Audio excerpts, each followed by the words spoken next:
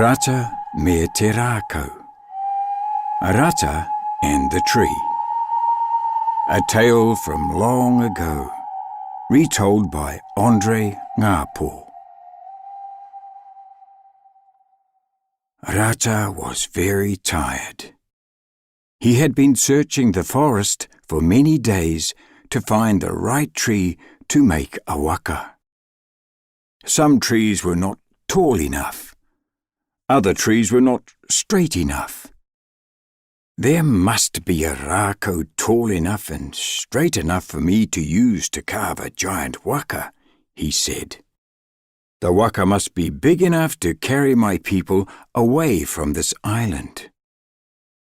Rata knew that Tawhiri Mātea, the god of the wind, and his brother Tangaroa, the god of the sea, were about to do battle.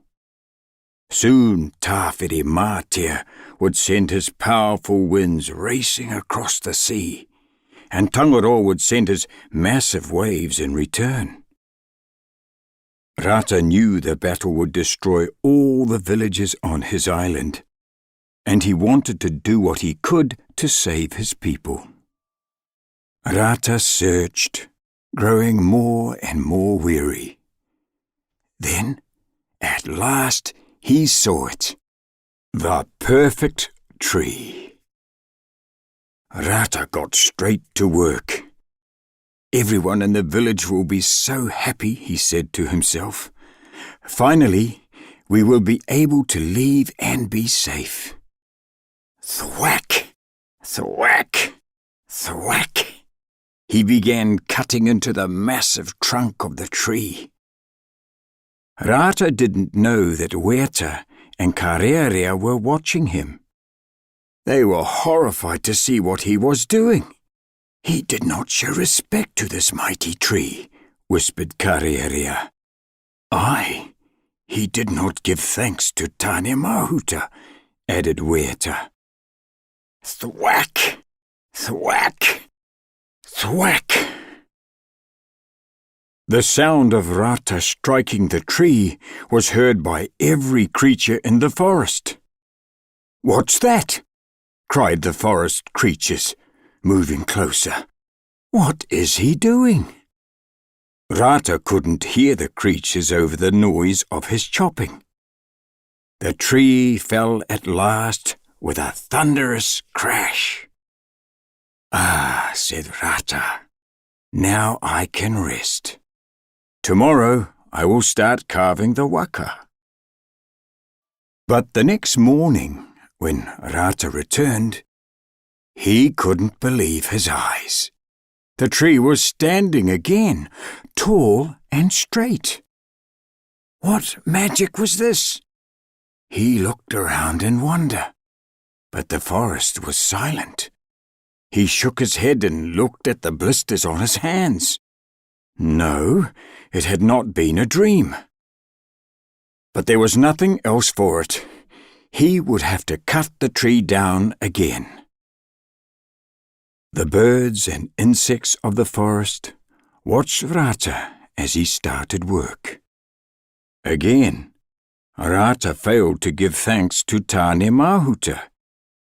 He chopped all day, and as the sun set, the huge tree fell to the ground once more. Next morning, Rata returned to hollow out the fallen log, and again saw that the tree was standing straight and tall.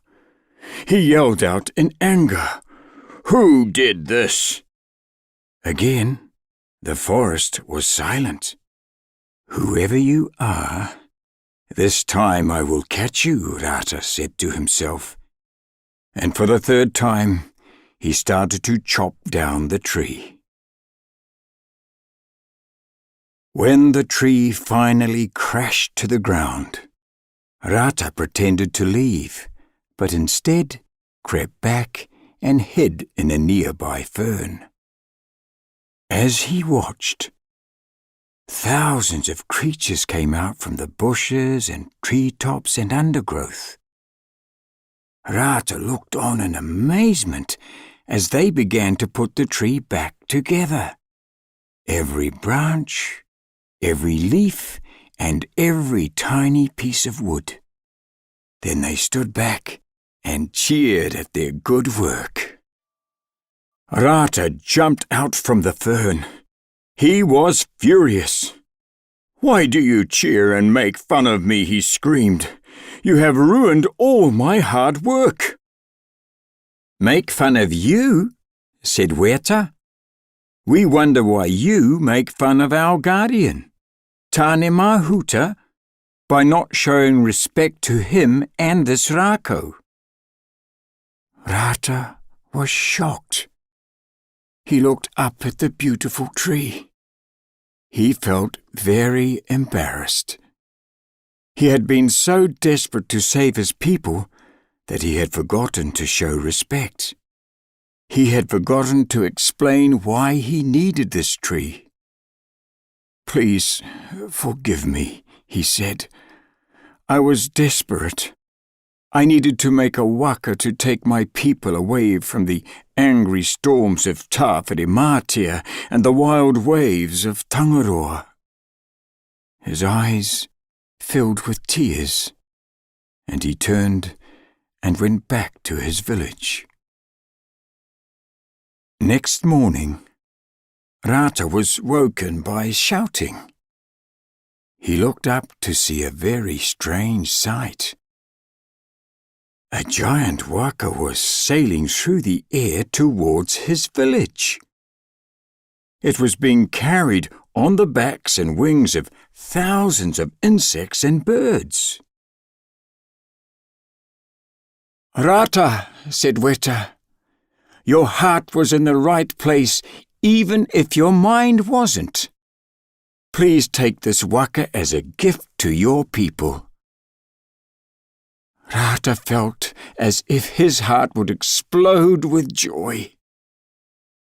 "All we ask," said Karearea, "is that you show respect and give thanks to Tane Mahuta for the gifts of the forest, and that you teach others to do the same." "I will," promised Rata. "I will." And so he did.